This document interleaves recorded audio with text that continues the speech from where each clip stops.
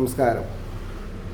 ശ്രീമദ് ഭാഗവതം മൂലം പ്രഭാഷണം ഭാഗം 453. ഓം ഗം ഗണപതേ നമഃ. ഓം സം സരസ്വതേ സ്വാഹ.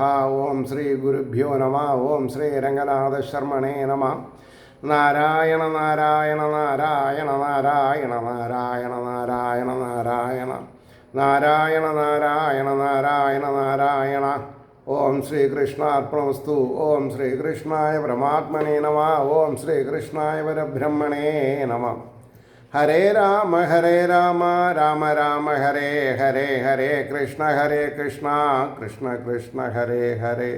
ഓം ശ്രീ രുക്മിണി സത്യഭാമ സമേത ശ്രീ ഗോപാലകൃഷ്ണസ്വാമിനേ നമഃ. ശ്രീമദ് ഭാഗവതം പഞ്ചമസ്കന്ധം 2-ാം അധ്യായത്തിലെ 1-ാമത്തെ ശ്ലോകമാണെന്ന് പറയേണ്ടത്. ശ്രീശുക ഉവാച ഏവം പിതരി സംപ്രവൃത്തെ തദനുശാസനേ വർത്തമാന ആഗ്നേന്ദ്രോ ജംബൂധീഭോഗസ പ്രജാ ഔരസവൽ ധർമാവേക്ഷമാണ പര്യഗോപായാത്. ഇപ്രകാരം പിതാവ് പ്രവർത്തിച്ചപ്പോൾ അവൻ്റെ ആജ്ഞയിൽ വർത്തിക്കുന്ന അഗ്നീന്ദ്രൻ ജംബൂദ്വീപത്തിൽ വസിക്കുന്ന പ്രജകളെ സ്വന്തം സന്താനങ്ങളെ എന്ന പോലെ ധർമ്മപ്രകാരം നോക്കുന്നവനായിട്ട് സംരക്ഷിച്ചു. അതാണ് വേണ്ടത്. അപ്പോൾ ശ്രീ ശുകമുനി അരുൾ ചെയ്തു. അതിൻ്റെ ഭാവാർത്ഥം: പ്രിയവ്രതപുത്രനായ അഗ്നീന്ദ്രന് ശ്രീകൃഷ്ണ പ്രസാദത്താൽ സിദ്ധിച്ച ഐശ്വര്യ സമൃദ്ധിയെ 2-ാം അധ്യായത്തിൽ പറയുന്നു. മുമ്പത്തെ അധ്യായത്തിൽ വിവരിച്ച വിധം പ്രിയവ്രതൻ സർവേശ്വര ഭജനത്തിൽ ഏർപ്പെട്ടിരിക്കുമ്പോൾ പിതൃകൽപ്പനയെ അനുസരിക്കേണ്ടതായ പുത്രധർമ്മത്തെ സാദരം സ്വീകരിച്ച അഗ്നീന്ദ്രൻ ജംബൂദ്വീപത്തിൽ വസിക്കുന്ന പ്രജകളെ സ്വന്തം സന്താനങ്ങളെ പോലെ ധർമ്മപ്രകാരം നോക്കി പരിപാലിച്ചു. അതാണ് ഒരു മന്ത്രിയായ ചെയ്യേണ്ടത്, ഒരു ചീഫ് മിനിസ്റ്ററായ, ഒരു പ്രൈം മിനിസ്റ്ററായ ഒക്കെ. ഇനി അടുത്ത ശ്ലോകം 2. സച കഥാചിൽ പിതൃലോകകാമ സുരവരാവനിത ക്രീഡാചലദ്രോണ്യാം ഭഗവന്തം വിശ്വസൃജാം പതിം ആഭൃത പരിചര്യോപകരണ ആത്മൈകാഗ്രേണ തപസ്യ ആരാധയാം ബഭൂവ. അതിൻ്റെ വാക്കർത്ഥം: അവനും ഒരു കാലത്തിൽ പിതൃക്കളുടെ ലോകത്തെ ആഗ്രഹിക്കുന്നവനായിട്ട് സമ്പാദിക്കപ്പെട്ട പൂജാദ്രവ്യങ്ങളോടുകൂടിയവനും തപസ്വിയുമായിട്ട് ദേവശ്രേഷ്ഠന്മാരുടെ സ്ത്രീകളെ ക്രീഡാപർവ്വതത്തിൻ്റെ താഴ്വരയിൽ ഭഗവാനായ പ്രജാപതികളുടെ പതിയെ ഏകാഗ്ര മനസ്സോടുകൂടി ആരാധിച്ചു. ഏകാഗ്ര മനസ്സോടുകൂടി ആരാധിച്ചു എന്ന് പറയണം. അതിൻ്റെ ഭാവാർത്ഥം: അഗ്നീന്ദ്രൻ രാജപരിപാലനം ചെയ്തിരിക്കുമ്പോൾ ഒരു കാലത്തിൽ പുത്രനെ ആഗ്രഹിക്കുന്നവനായി ഭവിച്ചു. അതിന് അനുരൂപ പത്നിയെ ലഭിക്കണമല്ലോ. ആ സങ്കല്പത്തോടുകൂടി ലോകങ്ങളെ അഭിവൃദ്ധിപ്പെടുത്തുന്ന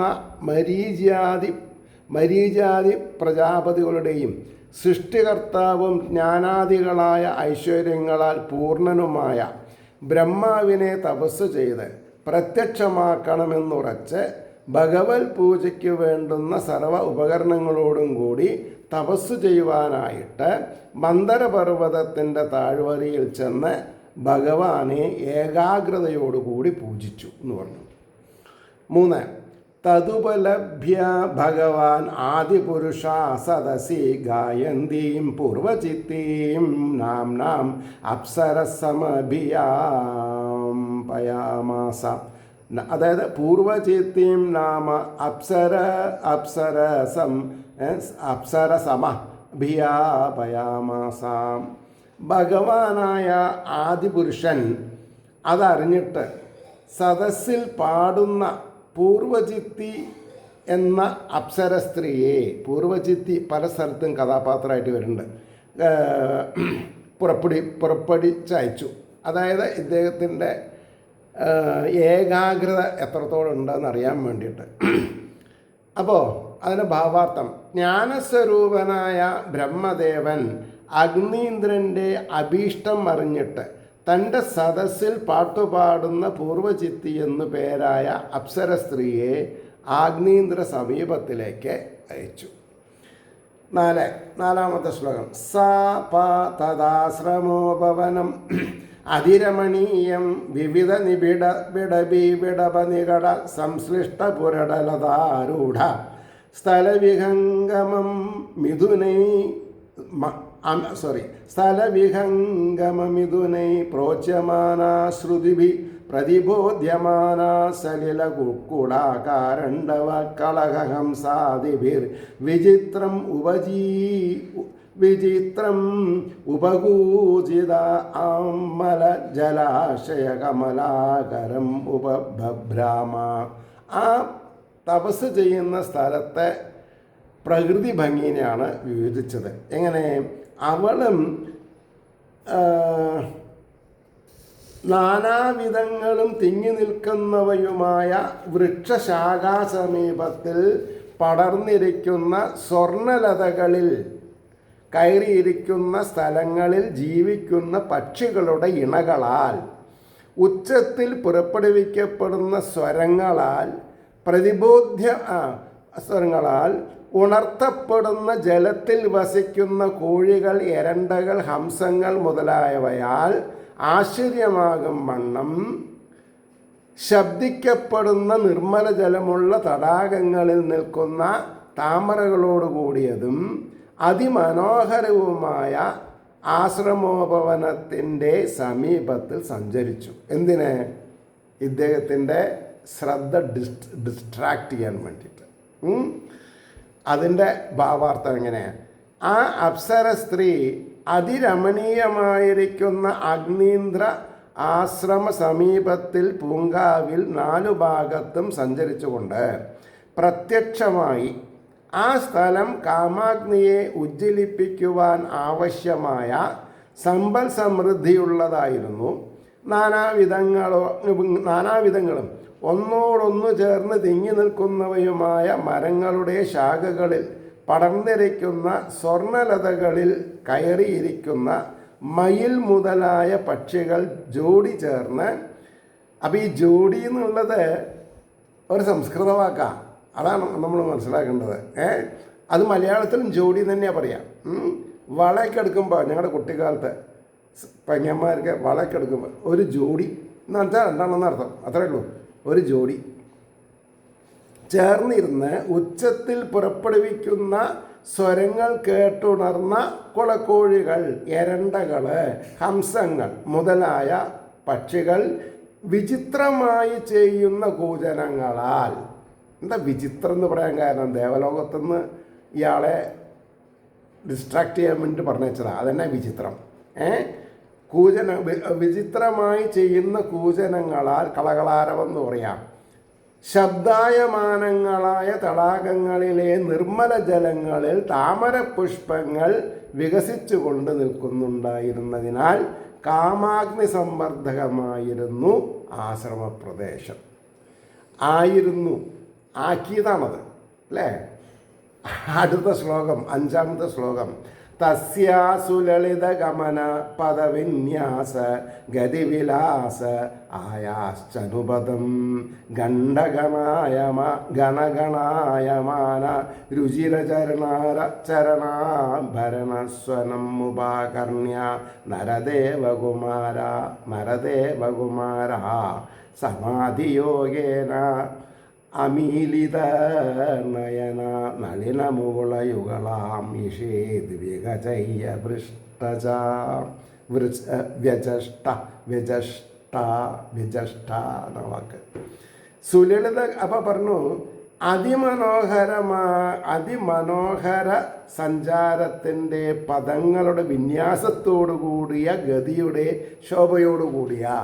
ഇതാണ് എന്താണെന്നാ പറയുക, മസാല എന്ന് പറയും. എല്ലാം കൂടെ കൂട്ടിയിട്ട് അതിമനോഹര സഞ്ചാരത്തിൽ പദങ്ങളുടെ വിന്യാസത്തോടു കൂടിയ ഗതിയുടെ ശോഭയോടു കൂടിയ അവളുടെ അടിതോറും ഗണഗണായമാന രുചിര ചരണാഭരണസ്വരം.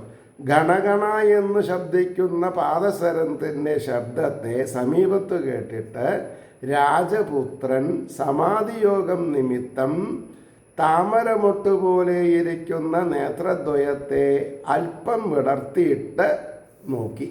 ആരാണ് എന്താണ് നോക്കി. ഇനി അതിൻ്റെ ഭാവാർത്ഥം വരാണ്. ആ അപ്സരാംഗനയുടെ സഞ്ചാരവും പദവിന്യാസങ്ങളിൽ പ്രകാശിപ്പിച്ച ശൃംഗാരചേഷ്ടകളും കാമുകന്മാരുടെ മനസ്സിനെ ക്ഷോഭിപ്പിക്കുവാൻ സമർത്ഥങ്ങളായിരുന്നു. അപ്രകാരമുള്ള സഞ്ചാരത്തിൻ്റെ അടിവയ്ക്കുന്തോറും മഞ്ജുള പാതാരവിന്ദങ്ങളിൽ ധരിച്ചിരിക്കുന്ന മഞ്ജീരങ്ങളിൽ, മഞ്ജീരം എന്ന് പറഞ്ഞപ്പോൾ അത് പാദസരം എന്നർത്ഥമായി, മഞ്ജീരങ്ങളിൽ നിന്ന് ഉത്ഭവിക്കുന്ന ഘണം ഘണം എന്ന ശബ്ദം രാജകുമാരൻ്റെ സമീപത്തിൽ കേട്ടു തുടങ്ങിയപ്പോൾ ഹൃദയാന്തർഭാഗത്തിൽ ഭഗവാനെ ധ്യാനിച്ചും കൊണ്ട് തീരെ അടച്ചിരുന്ന നേത്രാരവിന്ദമുകളങ്ങളെ അല്പം ഒന്ന് വികസിപ്പിച്ച് നോക്കി. അതാണ് പ്രകൃതിയിലെ എന്താണെന്ന് പറയുക, ശൃംഗാരവർണ്ണന മനസ്സിലായോ. ആറാമത്തെ ശ്ലോകം വളരെ നീണ്ടതാണ്, ശ്രദ്ധിച്ചോളൂ. താം ഏവാ വിദൂരേ മധുകരീം ഇവ സുമനസ ഉപജിഗ്രന്ഥീം ദിവിജ മനുജ മനോനയനാഹ്ലാദ ദുഃഖൈർഗർഗതി വിഹാര വ്രീഡാ വിനയാവലോക സുസ്വരാക്ഷരാവയവൈർമനസി നൃണാം കുസുമായുധസ്യ വിദധീം വിവരം നിജമുഖ വികളിത അമൃതാ സവ സഹാസാ ഭാഷണാം മോദമതാന്തമധുകര നികരോപരോധേന ദ്രുതപദ വിന്യാസേന വൽഗു സ്പന്ദന സ്തനകലശ ഭാരരസനാം ദേവീം തദവലോകനേന വിവൃതാവസരസ്യ ഭഗവതോ മകരധ്വജസ്യ വശം ഉപനീതോ ജഡവതിരി ഹോവാച. അതിലേറെ കമനീയമായിട്ടുള്ള വരികളാണ്, ശ്രദ്ധിക്കുക. പുഷ്പങ്ങളെ ആഘ്രാണിക്കുന്ന ഭ്രമരിയെ പോലെ ഇരിക്കുന്നവളും, അതായത് വണ്ടിനെ പോലെ ഇരിക്കുന്നവളും, സ്വർഗത്തിലും മനുഷ്യലോകത്തിലും ഉള്ളവരുടെ കണ്ണുകൾക്കും മനസ്സിനും ആഹ്ലാദത്തെ വർദ്ധിപ്പിക്കുന്ന ഗമനം, ക്രീഡ, ലജ്ജ, വിനയസഹിതമായ നോട്ടം, മനോഹര ശബ്ദത്തോടുകൂടിയ ആലാപം, അവയവങ്ങൾ എന്നിവയാൽ മനുഷ്യരുടെ മനസ്സിൽ മന്മഥന് മാർഗത്തെ ഉണ്ടാക്കി തീർക്കുന്നവളും അവളുടെ മുഖത്തിൽ നിന്ന് പുറപ്പെടുന്ന അമൃതത്തോടും ആസവത്തോടും മന്ദഹാസത്തോടും കൂടിയ ഭാഷണത്തിലുള്ള സൗരഭ്യം നിമിത്തോടും മന്ദഹാസത്തോടും കൂടിയ ഭാഷണത്തിലുള്ള സൗരഭ്യം നിമിത്തമുണ്ടായ മദത്താൽ അന്ധങ്ങളായ വണ്ടിനിരകളുടെ ഉപദ്രവത്താൽ, ഒരു രണ്ടര വരി ആണ് അർത്ഥം പറഞ്ഞത്, വേഗത്തിൽ കാലടികളെ വയ്ക്കുന്നത് കൊണ്ട് മനോഹരമായ വിധത്തിൽ ചലിക്കുന്ന കുജങ്ങൾ, തലമുടി, വസ്ത്രം എന്നിവയോടുകൂടിയവളും അധികം പ്രകാശിക്കുന്നവളുമായ അവളെ തന്നെ സമീപത്തിൽ കണ്ടു. അവളുടെ ദർശനത്താൽ അവസരം സിദ്ധിച്ചിരിക്കുന്ന ലോകത്തെ മോഹിപ്പിക്കുന്നതിൽ സമർത്ഥനായ മന്മഥൻ്റെ അധീനത്തിലകപ്പെട്ടവനായി അശക്തനെന്ന പോലെ ഇങ്ങനെ പറഞ്ഞു. ഇവിടെയാണ് തപസ് ചെയ്ത് നന്നാവാൻ യോഗം ഉണ്ടായാൽ തർക്കമൊന്നുമില്ല. പക്ഷേ തപസ് മുഴുവൻ നന്നാവില്ല, ഇളക്കും, തപസ്സിനെ ഇളക്കും. ഇപ്പം അങ്ങനത്തെ ഒരു ഇളക്കത്തിലാണ് ഇവിടെ ഉണ്ടായത്. ഇനി അതിൻ്റെ ഭാവാർത്ഥം വായിച്ചാൽ നമുക്ക് കാര്യം മനസ്സിലാവും. കൺമിഴിച്ചു നോക്കിയപ്പോൾ ആ അപ്സരാംഗനയെ സമീപത്ത് കണ്ടു. പുഷ്പങ്ങളുടെ സമീപത്ത് വരുന്ന ഭ്രമരിയെ പോലെ, വണ്ടിനെ പോലെ മഞ്ജുളനാദം അവളിൽ നിന്ന് പുറപ്പെടുന്നുണ്ട്.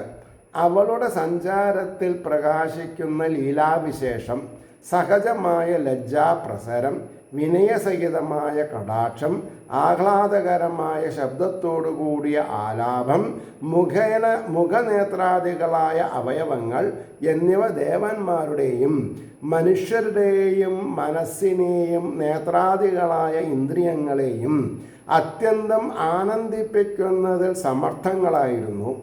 അവളുടെ മുഖാരവിന്ദത്തിൽ നിന്നൊഴുകുന്ന സംഭാഷണത്തിന് അമൃതമെന്ന പോലെ ആനന്ദിപ്പിക്കുവാനും ആസവമെന്ന പോലെ മതിപ്പിക്കുവാനും ശക്തിയുണ്ടായിരുന്നു. സംഭാഷണാവസരത്തിൽ വ്യാപിക്കുന്ന ശ്വാസത്തിൽ നിന്ന് പുറപ്പെടുന്ന സൗരഭ്യം അനുഭവിപ്പാനായി മുഖസമീപത്ത് വന്നു പറക്കുന്ന വണ്ടിൻ നിരകളുടെ ബാധയൊഴിപ്പാനായി പാദങ്ങളെ അല്പം വേഗത്തിൽ ചലിപ്പിക്കുന്നത് കൊണ്ട് കുജകലശങ്ങളും തലമുടികളും അരയിലെ വസ്ത്രവും മനോഹരമായ വിധത്തിൽ ചലിക്കുന്നതുമുണ്ട്. ഇങ്ങനെ ശൃംഗാരദേവതയെപ്പോലെ അധികം പ്രകാശിക്കുന്ന അവളുടെ ദർശനാവസരത്തെ ലാക്കാക്കിയിട്ട് ജഗന്മോഹന സമർത്ഥനായ മന്മഥനും ഈ രാജകുമാരൻ്റെ അന്തർഭാഗത്തിൽ പ്രവേശിച്ചു. കാമദേവൻ ഹൃദയത്തിൽ പ്രവേശിച്ചു. അതു നിമിത്തം അശക്തൻ എന്ന ഭാവത്തിൽ അവളോടിങ്ങനെ പറഞ്ഞു. അപ്പം അശക്തനല്ല, അശക്തൻ എന്ന ഭാവത്തിൽ സംസാരിച്ചു എന്നാണ് പറഞ്ഞത്. അപ്പം പ്രത്യേകം നോട്ട് ചെയ്യേണ്ട കാര്യമാണ്. സ്ത്രീകളെ വശീകരിപ്പാൻ ആഗ്രഹിക്കുന്നവൻ അവർ നിമിത്തം അശക്തനായിരിക്കുന്നുവെന്ന വിധത്തിൽ സംസാരിക്കണം. എന്നാൽ അവർ സ്വാധീനകളാകും. അതുകൊണ്ട് പാരവശ്യത്തെ പ്രകാശിപ്പിച്ചത് തീരെ ജഡനായതുകൊണ്ടല്ല, അവിവേകിയായിട്ടല്ല, വിവരത്തോടു കൂടിയിട്ട് തന്നെ എന്നാണ് പറഞ്ഞത് എന്ന് കാണിപ്പാനാണ് ജഡവൽ എന്ന് ഉപയോഗിച്ചിരിക്കുന്നത് എന്ന് പറഞ്ഞു. ഇനി 7ാമത്തെ ശ്ലോകം. കാ ത്വം ചികീർഷസി ച കിം മുനിവര്യ ശൈലേ മായാസികാഭി ഭഗവത് പരദേവതായാം വിദ്യേ ബിഭർഷിധനുഷി സുഹൃദാത്മനോ അർത്ഥേ കിം വാ മൃഗാൻ മൃഗയസേ വിപിനെ പ്രമത്താൻ. ഇതാണ് ശ്ലോകം. അതിൻ്റെ വാക്കാർത്ഥം പറയണു. നീ ആരാണ്? കാത്വം, നീ ആരാണ്? ഹേ മുനിശ്രേഷ്ഠ, പർവ്വതത്തിൽ എന്തു ചെയ്യുവാൻ ഇച്ഛിക്കുന്നു? തപസ് ചെയ്യാണ് അല്ലേ? തലകീഴായിട്ടല്ലല്ലോ നിൽക്കണത്, ബുദ്ധി ഉണ്ടല്ലോ അവൾക്ക്. അവ ചെയ്യുവാൻ ഇച്ഛിക്കുന്നു. ഭഗവാനായ പരമേശ്വരൻ്റെ അനിർവാച്യമായ മായയോ നീ? ഹേ സുഹൃത്തേ, ഞാനില്ലാതിരിക്കുന്ന 2 വില്ലുകളെ നീ ധരിക്കുന്നുണ്ടല്ലോ. അവ നിനക്ക് വേണ്ടിയിട്ട് തന്നെയോ കാട്ടിൽ മതിച്ചു നടക്കുന്ന മൃഗങ്ങളെ തിരയുകയാണോ എന്നൊക്കെയാണ് ചോദിച്ചത്. ഇനി അതിൻ്റെ ഭാവാർത്ഥം കേട്ടോളൂ.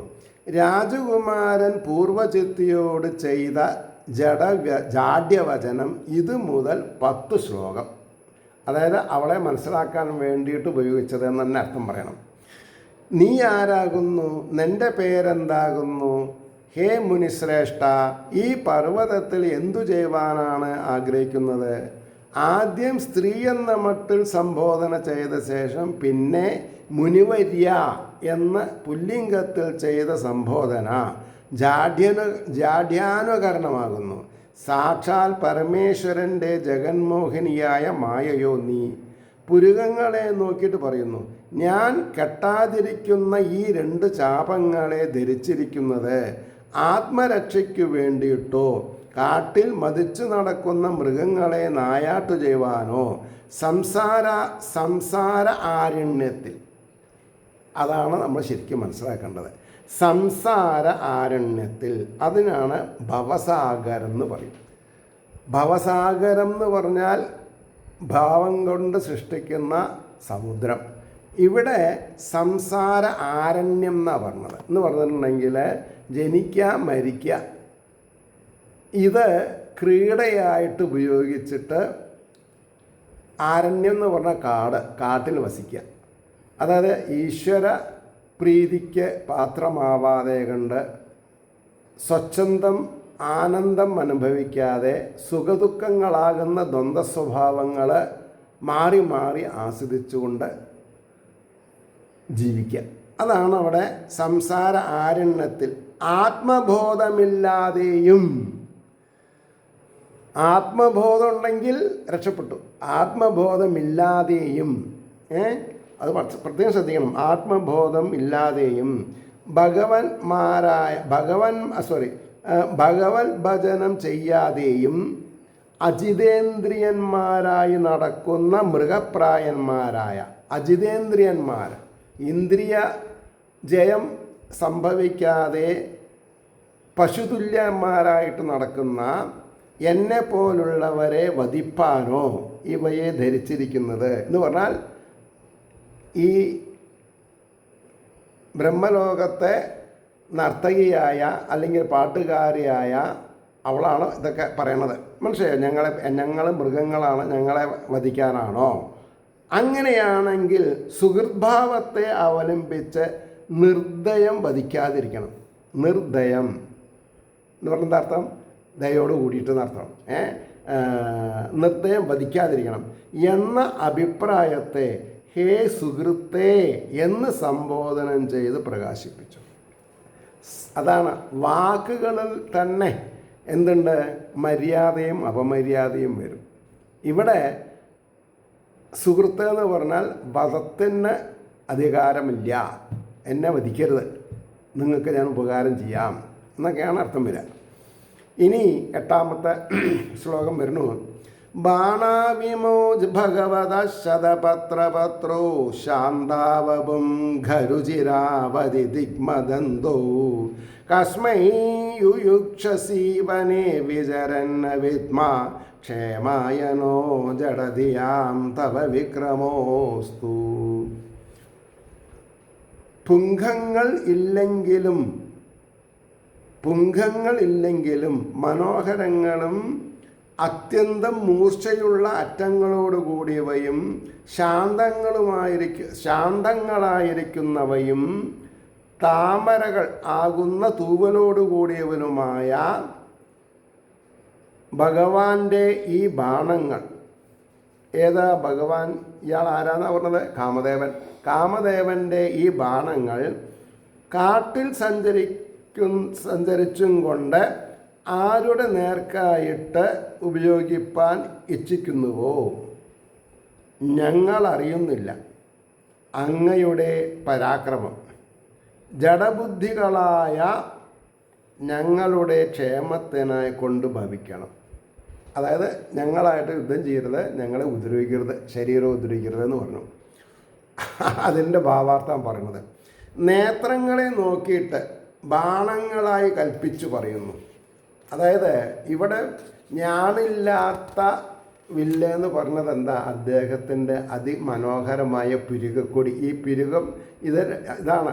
അപ്പോൾ അതിന് ഞാണ് കെട്ടിയാൽ നോട്ടമാകുന്ന ശൗര്യമുള്ള നോട്ടത്തിനെയാണ് മലരമ്പനായിട്ട് കണക്കാക്കുന്നത്. അതുകൊണ്ടാണ് നേത്രങ്ങളെ നോക്കിയിട്ട് ബാണങ്ങളായി കൽപ്പിച്ചു പറയുന്നു. ഭഗവൻ അങ്ങയുടെ താമരപ്പൂക്കളാകുന്ന തൂവലുകളോടുകൂടിയും പിടിക്കുവാനുള്ള അപരഭാഗങ്ങളില്ലെന്നിരിക്കലും മനോഹരങ്ങളായും ഏറ്റവും മൂർച്ചയുള്ള അഗ്രഭാഗങ്ങളുള്ളവയാണെങ്കിലും വിലാസം നിമിത്തം മന്ദഗതിയെ അവലംബിച്ചും ഇരിക്കുന്ന ഈ 2 ബാണങ്ങളെ ആരുടെ നേരെ പ്രയോഗിപ്പാൻ ആഗ്രഹിച്ചും കൊണ്ടാണ് വനത്തിൽ അങ്ങയുടെ സഞ്ചാരമെന്ന് ഞങ്ങൾ അറിയുന്നില്ല.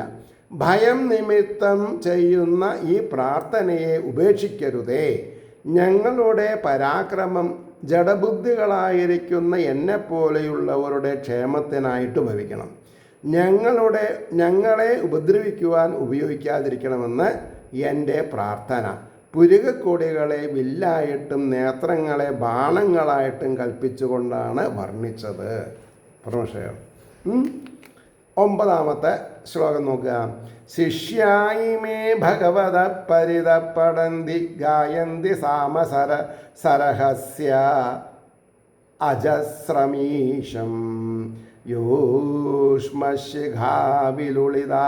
സുമനോഭിവൃഷ്ടി സർവേ ഭജന്ത്യ ഋഷിഗണ ഇവ വേദശാഖാഃ. ഭഗവാന്റെ ഈ ശിഷ്യന്മാർ ഈശ്വരനായ അങ്ങയുടെ 4 ഭാഗത്തും രഹസ്യത്തോടു കൂടിയ സാമവേദത്തെ, സാമവേദം സംഗീതാത്മകമാണ്, അതിനും ആരോഹണവരോഹണം മാത്രം നോക്കിയാൽ പോരാ, അതിൻ്റെ ആന്തരിക അർത്ഥങ്ങൾ പഠിക്കണം എന്നാണ് പറഞ്ഞത്. അതാണ് രഹസ്യത്തോടു കൂടിയ സാമവേദത്തെ എല്ലായ്പ്പോഴും പഠിക്കുകയും പാടുകയും ചെയ്യുന്ന അങ്ങയുടെ തലയിൽ നിന്ന് വീഴുന്ന പുഷ്പവർഷങ്ങളെ ഇവിടെ ഋഷിഗണങ്ങൾ വേദശാഖകളെ എന്ന പോലെ എല്ലാവരും ഭജിക്കുന്നുണ്ട്. അപ്പം അങ്ങ് വലിയൊരാളാണെന്ന് ഞങ്ങൾ മനസ്സിലാക്കണം എന്നാണ് ഇവർ പറഞ്ഞത്. ഇനി അതിൻ്റെ ഭാവാർത്ഥം പറഞ്ഞു. മുഖപരിമളത്തെ അനുസരിച്ച്, മുഖത്തിൽ നിന്ന് വരുന്ന പരമാനന്ദത്തിന് കാരണമായ ആ വാസനയെ മണത്തു നോക്കിയിട്ട് അനുസരിച്ച്, മുഖപരിമളത്തെ അനുസരിച്ച് ചുറ്റും ഉരുണ്ടുകൊണ്ട് പറക്കുന്ന വണ്ടുകളെ നോക്കിയിട്ട് പറയുന്നു, ഭഗവാന്റെ ഈ ശിഷ്യന്മാർ ഇദ്ദേഹം തപസ് ചെയ്യുമ്പോൾ ഇദ്ദേഹത്തിൻ്റെ മുഖകാന്തിയിൽ നിന്ന് ഊർന്നിറങ്ങുന്ന മധുഗണങ്ങളെ പാനം ചെയ്യുന്ന വണ്ടുകളുടെ മുരളിച്ച, അങ്ങനെയാണ് കഥ ആക്കിയാൻ പോണത്. ഭഗവാന്റെ ഈ ശിഷ്യന്മാർ ഈശ്വരനായ അങ്ങയുടെ 4 ഭാഗത്തു നിന്ന് മന്ത്രങ്ങളോടുകൂടിയ സാമവേദങ്ങളെ നിരന്തരം ഉച്ചരിക്കുകയും പാടുകയും ചെയ്യുന്നു. അങ്ങയുടെ തലമുടികളിൽ നിന്ന് താഴെ വീഴുന്ന പുഷ്പവർഷങ്ങളെ ജനങ്ങളെല്ലാവരും, ഋഷീശ്വരന്മാർ വേദശാഖകളെ ആദരിക്കുന്നത് പോലെ പരിശുദ്ധ ബുദ്ധിയോടുകൂടി സ്വീകരിക്കുന്നതാണ്. എന്താ ഒരു കൺസ്ട്രക്ഷൻസ് ഉണ്ടോ വാക്കുകൾ. 10ാമത്തെ ശ്ലോകം നോക്കിക്കോളൂ. വാചം പരം ചരണ പഞ്ചരതിത്തിരീണാം ബ്രഹ്മന്നരൂപമുഖരാം ശൃണമാവതുഭ്യം ലബ്ധാ കദംബരുചിരംഗവിടംഗബിംബേ യസ്യാം അലാദപരിധി ക്വച വൽക്കലം തേ. ഹേ ബ്രഹ്മജ്ഞ, അങ്ങയുടെ പാദമാകുന്ന കൂട്ടിൽ കിടക്കുന്ന തിത്തിരികളുടെ ആളെ കാണാതിരിക്കുന്ന ശബ്ദത്തോടുകൂടിയ വാക്കിനെ മാത്രം ഞങ്ങൾ കേൾക്കുന്നു. മനോഹരമായ നിതംബമണ്ഡലത്തിൽ കദംബകാന്തി എവിടെ നിന്ന് ലഭിച്ചു? യാതൊന്നിൽ തീക്കൊള്ളിയിൽ നിന്ന് പുറപ്പെടുന്ന തീയ ഇരിക്കുന്നു. അങ്ങയുടെ വൽക്കലം എവിടെ? അങ്ങയുടെ വൽക്കലം എവിടെ എന്നൊക്കെ ചോദിച്ചു. വൽക്കലം എന്ന് പറഞ്ഞിട്ടുണ്ടെങ്കിൽ മരവുരി എന്നർത്ഥം. കാൽച്ചിലമ്പുകളുടെ ശബ്ദം കേട്ടിട്ട് പറയുന്നു, ഹേ ബ്രഹ്മൻ, അങ്ങയുടെ പാദപത്മജരങ്ങളിൽ വസിക്കുന്ന തിത്തിരി പക്ഷികളുടെ ശബ്ദം മാത്രം പ്രകടമായി കേൾക്കുന്നു. ശബ്ദിക്കുന്ന പക്ഷികളെ കാണുന്നതുമില്ല. പാദസരങ്ങളുടെ അന്തർഭാഗത്തുള്ള രത്നമണികളിൽ നിന്നാണ് ശബ്ദം പുറപ്പെടുന്നത്. ആ ശബ്ദം കേൾക്കുന്നു, രത്നമണികളെ കാണുന്നില്ല എന്ന് സാരം. ഇനി ബ്രാക്കറ്റിൽ ഉടുത്തിരിക്കുന്ന മഞ്ഞപ്പട്ടിനെ അരക്കെട്ടിൽ നിന്ന് പുറപ്പെടുന്ന ശോഭയായിട്ട് കൽപ്പിച്ച് പറയുന്നു. ഈ മനോഹരമായ അരക്കെട്ടിൽ കദംബകുസുമപ്രഭ എവിടെ നിന്നാണ് വന്നു ചേർന്നത്? വസ്ത്രത്തിന് മീതെ കിടക്കുന്ന അരഞ്ഞാണിനെ അഗ്നിയായിട്ട് കൽപ്പിച്ച് പറയുന്നു. ഈ ശോഭയുടെ മീതെ മണ്ഡലാകാരത്തിൽ കാണുന്ന അഗ്നിപ്രഭ എങ്ങനെ ഉണ്ടായി? വസ്ത്രത്തെ നിതംബപ്രഭയായിട്ട് കൽപ്പിച്ചതുകൊണ്ട് വസ്ത്രം കാണാത്ത നിലയിൽ ചോദിക്കുന്നു, അങ്ങയുടെ വൽക്കലം എവിടെ എന്ന്. ഇങ്ങനെ വളരെ അതികഠിനമായ പദങ്ങളെ വിന്യസിച്ചുകൊണ്ട് ഭൂപ്രകൃതിയെയും ബ്രഹ്മലോകത്തെ പാട്ടുകാരിയായിരിക്കുന്ന ദേവസ്ത്രീനെ ഏതൊരു തരത്തിലാണ് ഈ തപസ് ചെയ്യാൻ ഉദ്ദേശിച്ച രാജകുമാരൻ്റെ മനസ്സിനെ ആകർഷിക്കുന്നത് എന്നൊക്കെയാണ് പറഞ്ഞു വന്നത്. അങ്ങനെയിരിക്കുന്ന ശ്രീഹരിയുടെ അനുഗ്രഹ ആശസ്സുകൾ നിർലോഭം എല്ലാവരിലും എത്തട്ടെ എന്നും നമ്മുടെ ഓരോരുത്തരുടെയും പ്രാർത്ഥന ലോകാസമസ്ത സിഗുണോ ഭവന്തു ആയിരിക്കട്ടെ എന്നും പ്രാർത്ഥിച്ചുകൊണ്ട് വാക്കുകൾ ഉപസംഹരിക്കുന്നു. നമസ്കാരം. നാളെ കാണാം.